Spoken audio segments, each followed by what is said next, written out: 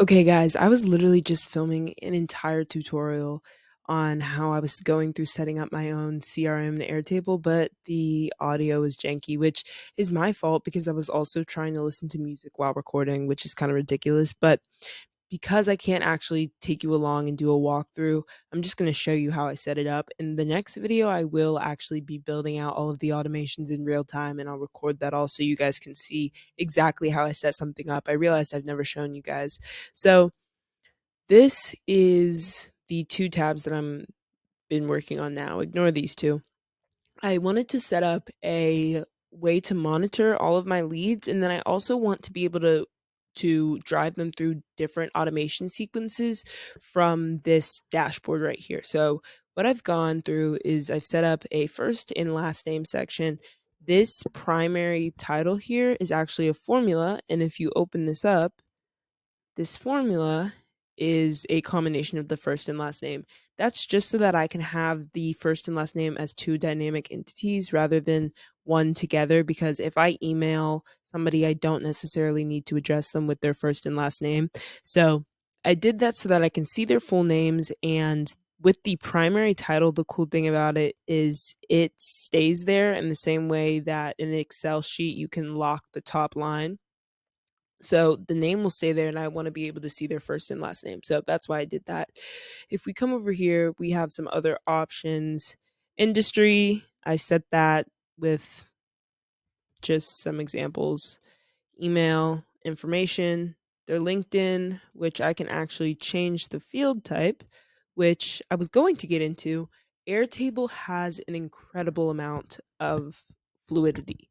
It is such a dynamic system because of these little things that you'll see as I go through this that allow you to use whatever type of information for whatever type of application you may have. So you really can build entire systems inside of this spreadsheet program. That's what it is at first glance. It's a spreadsheet, but it does so much more than that. So by showing you guys how I'm building my own systems, I hope that you can get an idea of that.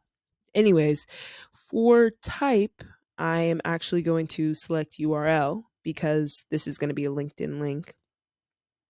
And this just helps format the type so Airtable knows what type of information it should be formatting. Phone number right here. Then there will be a link to deals. So leads that turn into deals will be tracked here, and I'll manage all of my deals here. And then if you come over here, I hopped over status really quick because this is where all of my automations are going to be running out of.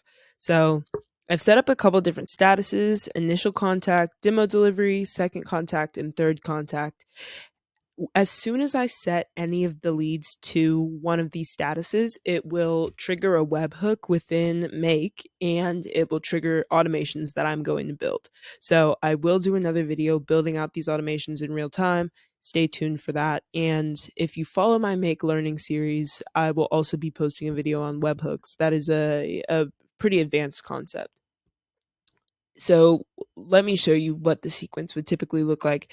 Let's say I have a lead, I hit them with the initial contact, they say they're interested. All right, well, let me send you a link to an appointment, and here's a demo. So that's what the demo delivery is. The initial contact is that first cold email that you send.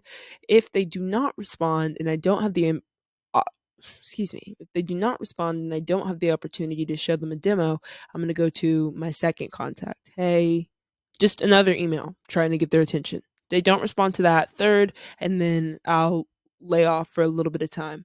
So this is the setup I'm going to have, and each of these will trigger another automation. So when I change a lead here, this will be a contact, each of these rows.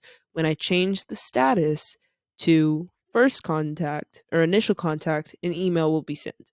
And when I build the automations, you'll see exactly what I'm doing. So we're going to be mapping certain information from here within a make system. And the same will happen to every one of these other statuses. I did the exact same thing in deals, except I linked all of the information. The reason why I linked it is because, let me show you. Give me 1 second. I'm going to fill in a lead contact, and then I'm going to show you how the information is fluid when you link it. So I'm just filling out all of this information. I won't include the extra stuff. You can see here the email, the industry, the status, the last name, and first name. I actually caught an error here in the formula. You can see there's not a space between the first and the last name. So what we're going to do is insert the space like that in quotations. Oh, forgot to add a comma. There you go. So there will be a space.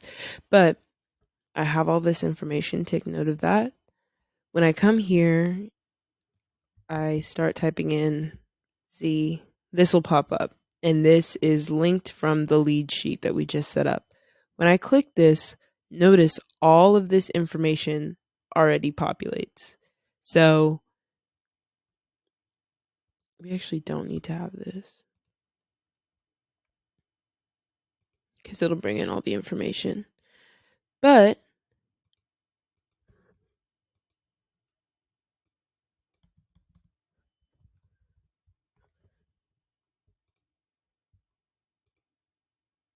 that is why I linked the sheets, so that we have this information and you can transfer it between sheets, and I don't have to take the time that it would take to fill out all the information. I know hypothetically you can copy and paste, but I find that this helps it stay more organized. And remember, the point of all of these automations is to save time and make sure that less effort is required of you, to cut down on labor so that you have time to do things like go to the movies. When's the last time you went to the movies? That's the point of these automations. So any little thing that we can do to cut out 30, 40 extra seconds, all of those little things add up. And tools like Airtable allow for things like that, where you can cut out time by formatting whatever data type you have, linking sheets, stuff like that. So yeah, anyways, that's how I set up my sheet. I'm going to be using this. This will be my actual CRM. Please watch out for the next video where I'll be building out the automation so you can see them and implement them in your own systems. Thanks, guys.